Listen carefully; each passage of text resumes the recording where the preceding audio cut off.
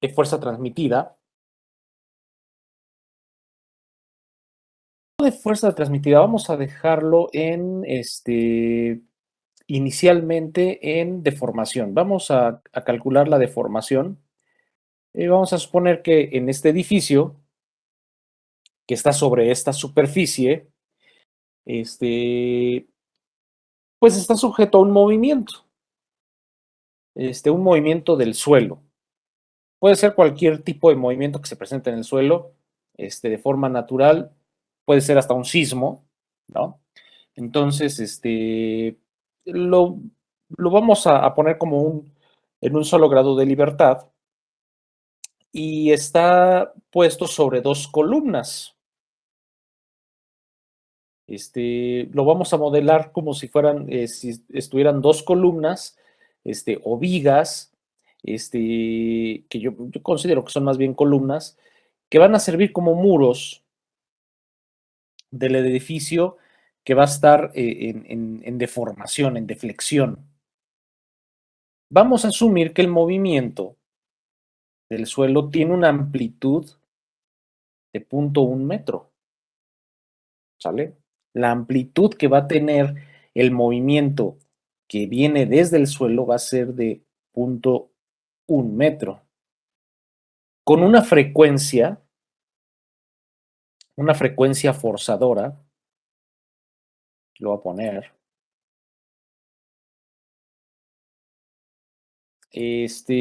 vamos a dejarlo en 7,5 radianes sobre segundo.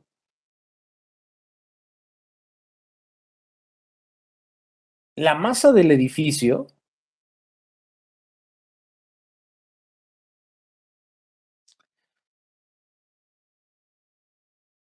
vamos a ponerla en 10⁵ kilogramos. Y la K o K de cada muro, porque los muros, al ser actuar como columnas, pues van a actuar también como resortes,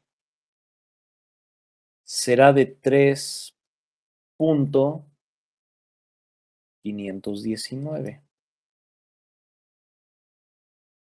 por 10⁶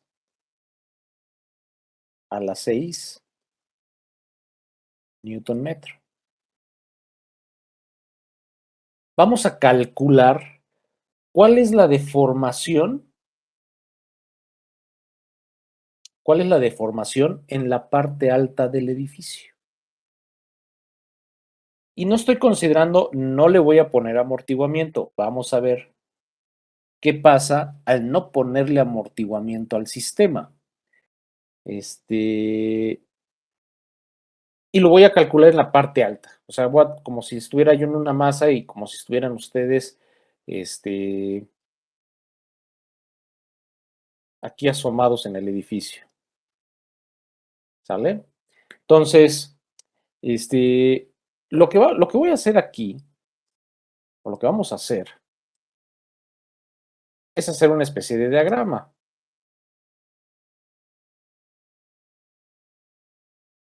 Voy a poner una masa que es simulando la parte superior del edificio.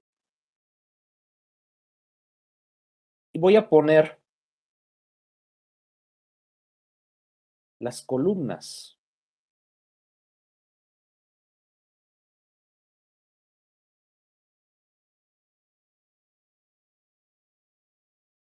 Y la base.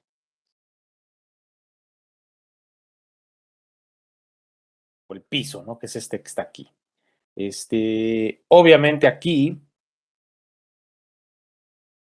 pues viene el movimiento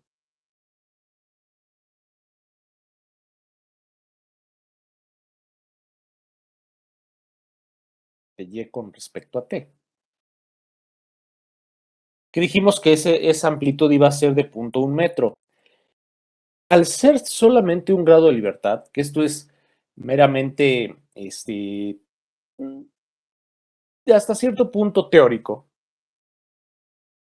pero digamos que es el principio básico del modelado de este tipo de fenómenos. Evidentemente, cuando hablamos de sismos, o cuando lean ustedes adicionalmente, los que sean curiosos acerca de este tema, bueno, eh, efectivamente el movimiento sísmico sí es un movimiento que tiene esas características de ser armónico simple, eh, de ser, de generar ondas o que generan ondas sinusoidales, que oscila el sistema, pero en la práctica, ese tipo de movimientos, bueno, oscilan o se mueven de varias maneras, ¿no?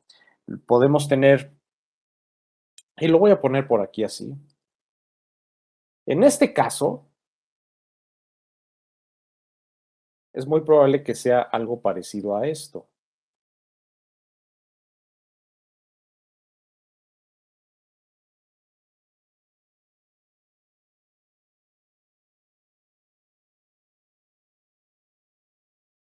que sea una onda que se mueva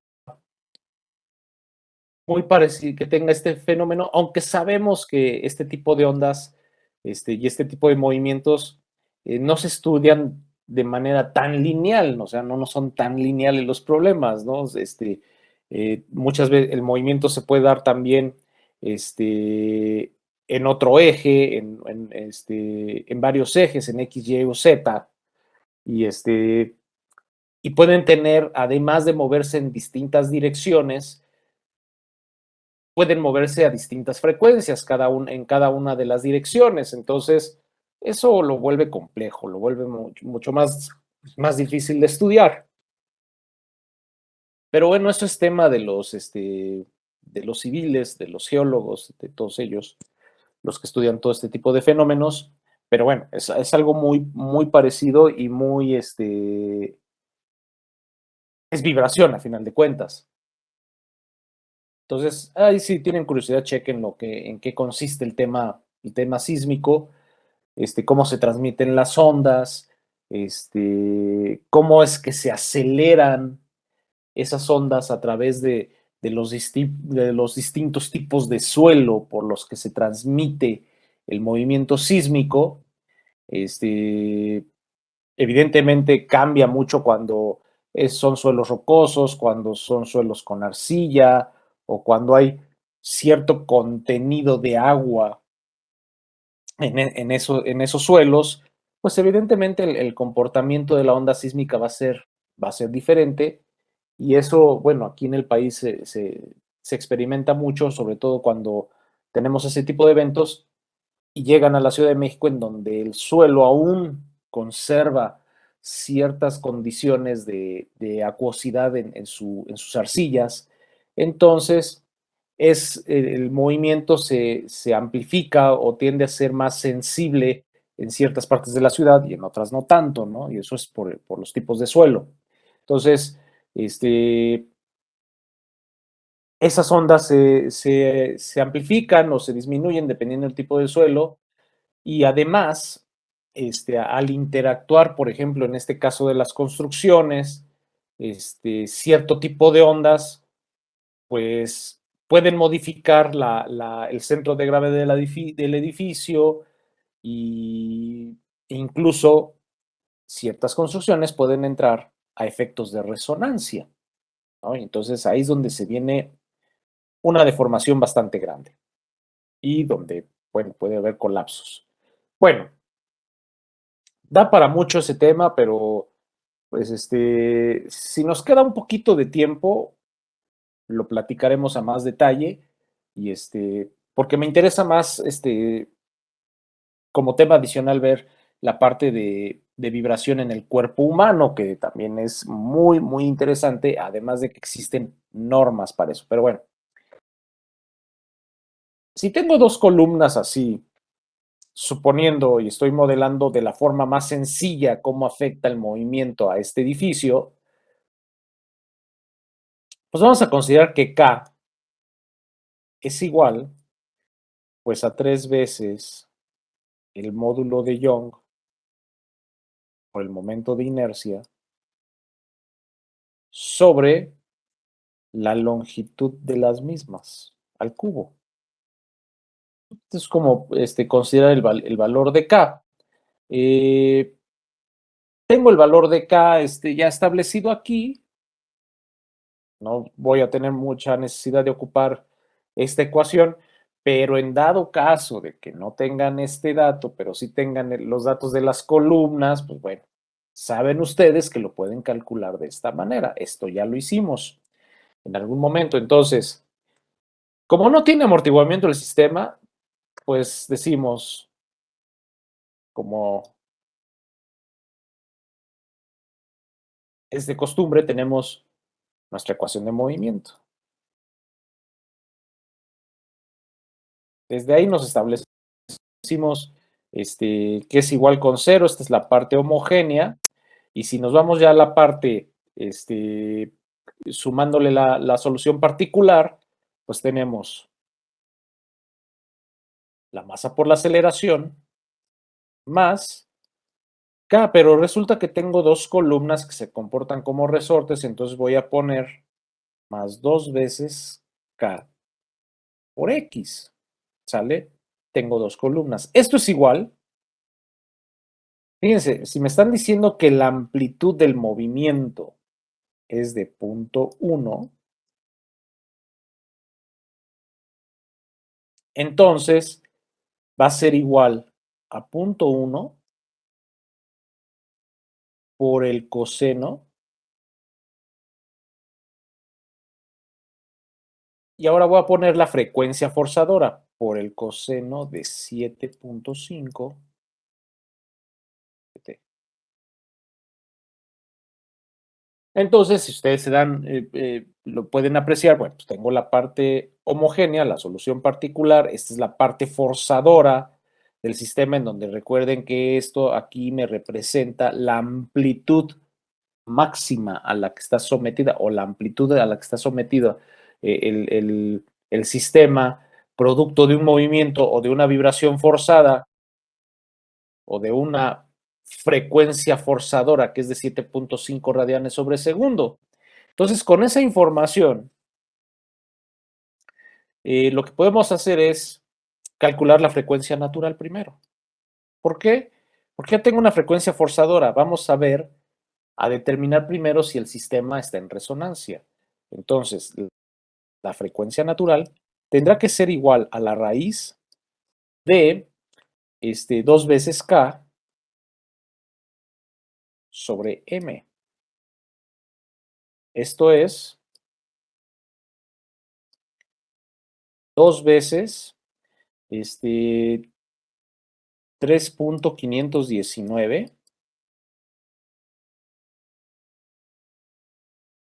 por 10 a la 6 sobre pues 1 por 10 a la 5. ¿Cuánto da esto?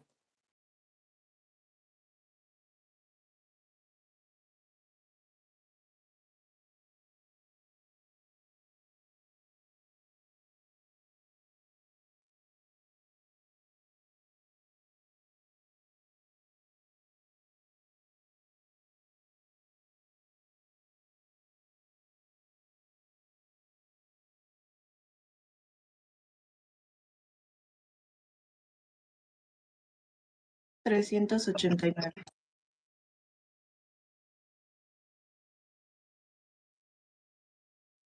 8 punto. A mí me dio 8.38. 8.38. Ok. O 389, como quieran. Vamos a poner aquí radianes sobre segundo. Bueno, entonces el rango de frecuencia, que es igual a la frecuencia forzadora sobre la frecuencia natural, pues es igual a esos 7.5 sobre 8.38. ¿Y esto cuánto es?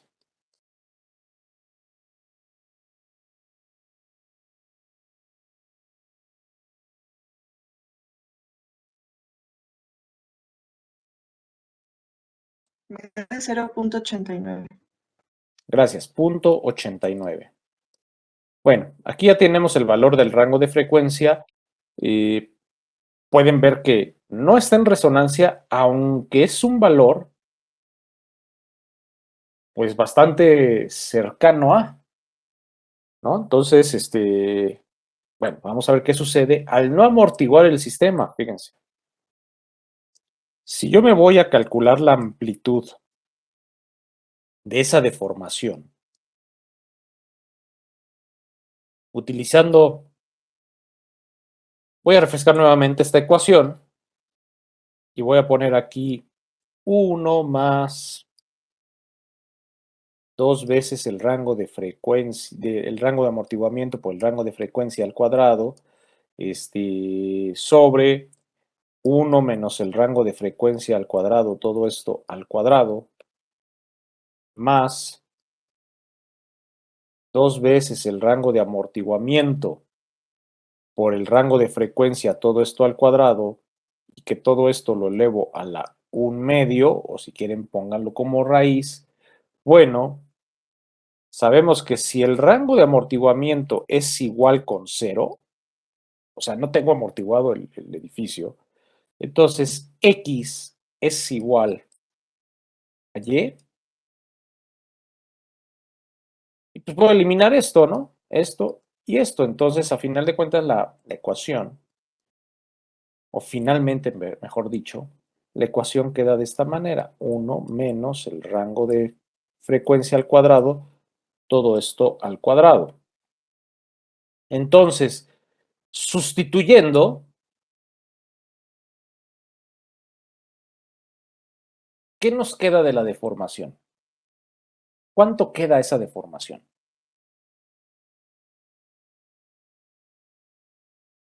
A ver, sustituyan y díganme cuánto queda.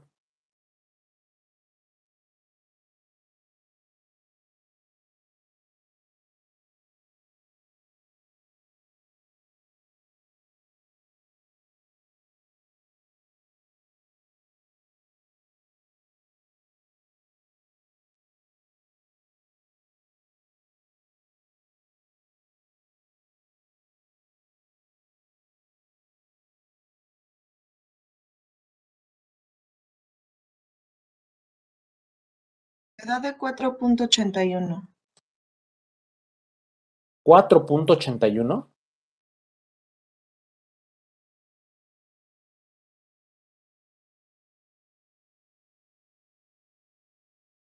A mí me da de 0.49. Ok. Punto 49.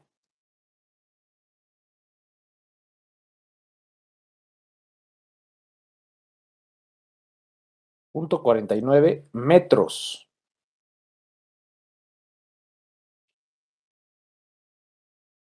Esa es la deflexión en la parte superior del edificio.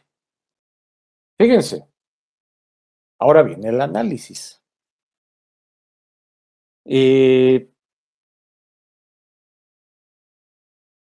Ustedes van a podrían apreciar en una situación así muy teórica, les digo que están por acá arriba, y ante ese movimiento, ustedes van a poder apreciar o van a poder medir, ojalá nunca lo hagan, en una situación así, porque ver que una columna se mueva 49, casi 50 centímetros, pues es mucho, ¿no? ¿O no creen ustedes? ¿O qué es lo que creen ustedes? Platíquenme. Yo platico mucho, pero ustedes no los escucho. A ver, díganme.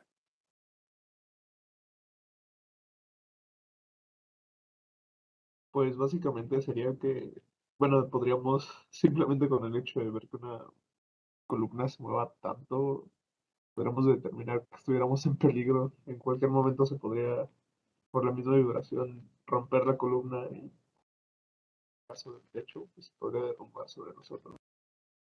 E incluso, y tienes razón, incluso vean, por ejemplo, este valor, pues es muy cercano a la resonancia. O sea, puede ser que se mantenga de manera constante esta deformación, pero, bueno, ahí ya van a influir otros factores, ¿no? Aquí estoy siendo muy teórico, ¿no? Pero pueden empezar a influir otros factores, en el diseño. Esto es hablando sobre el diseño, pero en una situación real, pues va a influir también la carga que exista en el edificio, las cargas, no sé, creo los civiles le dicen las cargas muertas, cargas vivas también, o sea, este, que se incremente el valor de la masa en ciertos puntos del edificio, y bueno, pues, contribuyan a que muy probablemente este valor todavía se pueda modificar. ¿Cómo? Pues modificando la masa y llegando a un valor que pueda ser muy semejante o disminuyendo la masa, no sé, dependiendo, que sea un valor muy semejante a la resonancia y que obviamente esta deformación empiece a crecer de manera ilimitada. Entonces, bueno, pues esa es una razón, y como dice el compañero, pues para ver que de alguna manera están en cierto peligro. Ahora, qué es lo que se aprecia aquí? Bueno, este valor y este valor son elevados. ¿Cómo podemos disminuir no tanto este valor, sino el valor de la deformación? A final de cuentas, si no puedo modificar las masas, si no puedo, obviamente, el valor de la frecuencia forzada no lo voy a poder modificar porque pues, tratándose de una cuestión natural, pues no es impredecible. Ese no lo puedo modificar.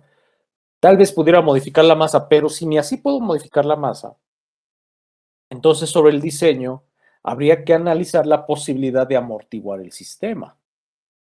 Entonces, una vez que ustedes le ponen un rango de amortiguamiento al sistema, van a poder empezar a jugar con el valor de esa deformación, sin modificar las masas. Lo pueden hacer y pueden empezar a jugar con el valor de qué tanto se deforma adicionando un rango de amortiguamiento. ¿Cómo? Pues diseñando un sistema de amortiguamiento para el edificio. Pueden existir de muchas maneras, ¿no? Desde el cimiento pudieran amortiguar el sistema a tal manera de que en la superficie, en esta misma superficie, se amortigüe esta onda y esta amplitud sea modificada, disminuya de una manera muy sensible. ¿Para qué? Para que esta amplitud que está por acá disminuya también ese valor. Entonces, y evidentemente modificar también el valor de la frecuencia. Entonces, eh, pueden ustedes amortiguar desde los cimientos del edificio hasta de alguna otra manera ya en la parte de la construcción. Bueno, para eso los expertos pues ustedes saben que son los constructores o los que diseñan este tipo de cosas y de estructuras, pues los civiles, ¿no? Pero bueno, es un ejemplo clásico para nosotros, sobre todo para que ustedes siempre analicen esto, ¿no? Siempre lo vean ya de una manera real, o traten de visualizarlo de una manera real, decir, bueno, ya no nada más llegar a un número y decir, bueno, llegué al número y ya son tantos radianes sobre segundo o son tantos metros y ya. No, yo no creo que puedan quedarse ya en esa visión. Ya tienen que ser analíticos y bueno, este, analizar más allá del número, ¿sale? Entonces, bueno, si en un edificio ustedes ven que la viga o que la columna o el muro, porque aquí les dije que las columnas iban a actuar como muros, pues ven que se están deformando casi 50 centímetros, pues imagínense, ¿no? No sé, bueno, yo nunca lo he vivido, pero los que han vivido sismos de cerca, pues pueden, pueden darse cuenta qué es lo que pasa.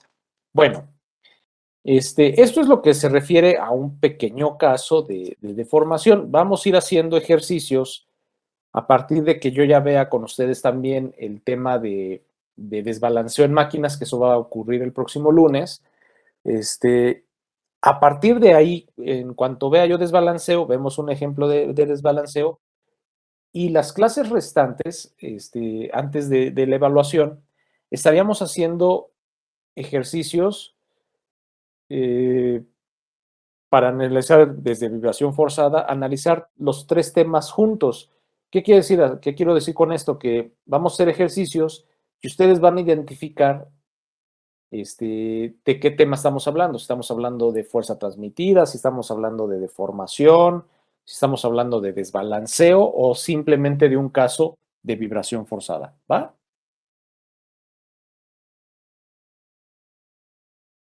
Profesor. Sí, Sale, pues.